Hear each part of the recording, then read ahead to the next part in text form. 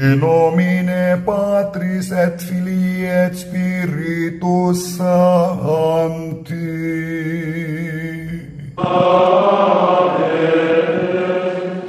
Dominus vobiscum.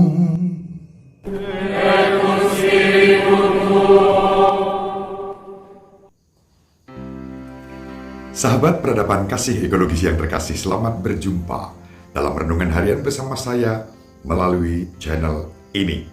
Semoga panjenengan selalu sehat, tetap semangat, dan jangan lupa bahagia dalam Tuhan, sumber kebahagiaan kita. Hari ini kita akan membaca Injil Lukas bab 12 ayat 54 sampai 59. Pada suatu ketika, Yesus bersabda kepada orang banyak, "Apabila kalian melihat awan naik di sebelah barat, segera kalian berkata, akan datang hujan." Dan hal itu memang terjadi. Dan apabila kalian melihat angin selatan bertiup, kalian berkata, hari akan panas terik. Dan hal itu pun memang terjadi. Hai orang-orang munafik, kalian tahu menilai gelagat bumi dan langit, tetapi mengapa tidak dapat menilai zaman ini? Dan mengapa engkau tidak memutuskan sendiri apa yang benar? Jika engkau dengan lawanmu pergi menghadap penguasa, berusahalah berdamai dengan dia selama di tengah jalan. Jangan sampai ia menyeret engkau kepada hakim, dan hakim menyerahkan engkau kepada pembantunya, dan pembantu itu melemparkan engkau ke dalam penjara. Aku berkata kepadamu, engkau takkan keluar dari sana sebelum melunasi hutangmu. Demikianlah sabda Tuhan. Terpujilah Kristus.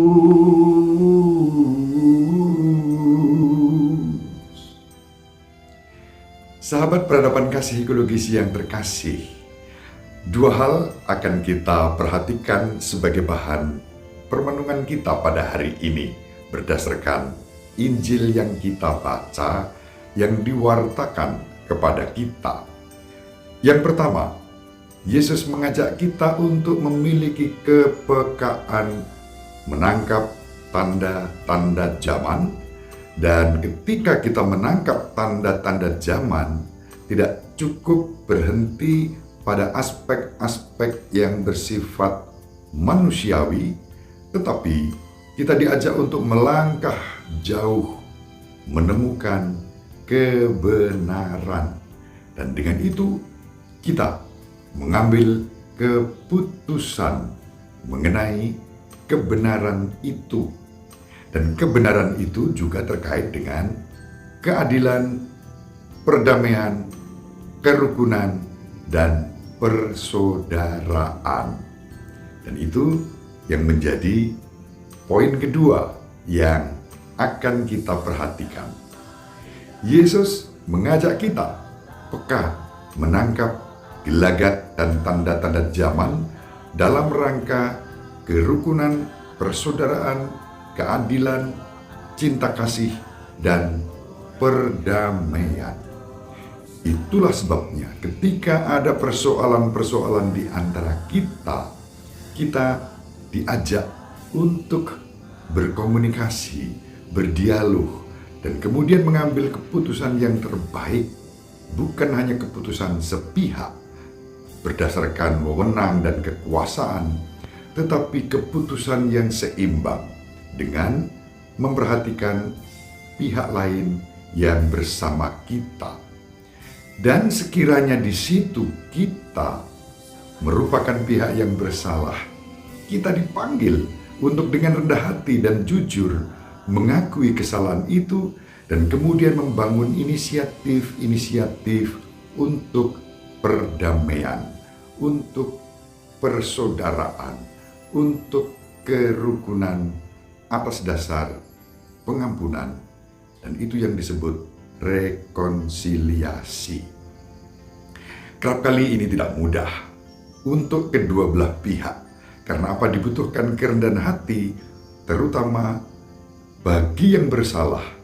Rendah hati mengakui kesalahannya dan kemudian memohon maaf dan pengampunan.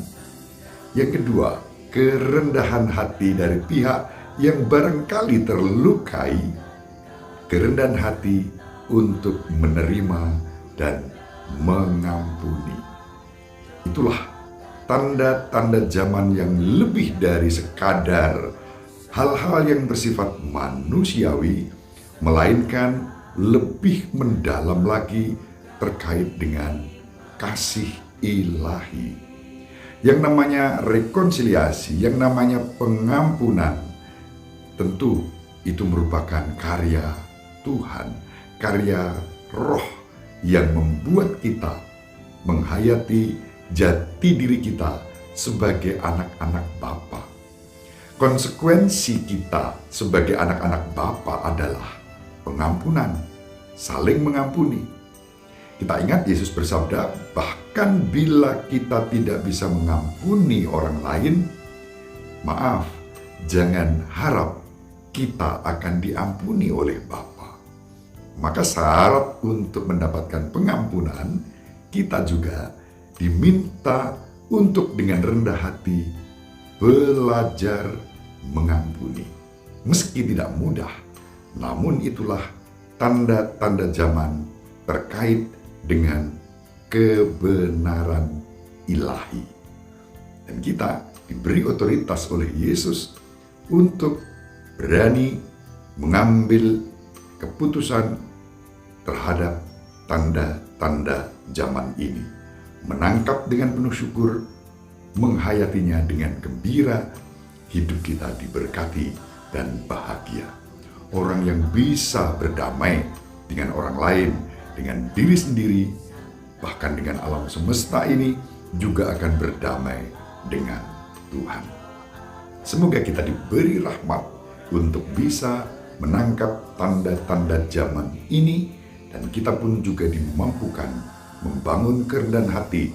Pertama, berani mengakui salah, dan yang kedua, ikhlas untuk mengampuni. Ibu Maria selalu mendoakan kita, Bapak Yosef merestui kita dengan keheningannya. Semoga sahabat peradaban kasih ekologis yang terkasih dimanapun berada, panjenengan bersama seluruh anggota keluarga dibimbing, dilindungi, dan diberkati oleh Allah yang Maha Kuasa, Bapa dan Putera dan Roh Kudus. Amin. Terima kasih. Salam sehat, tetap semangat. Jangan lupa bahagia.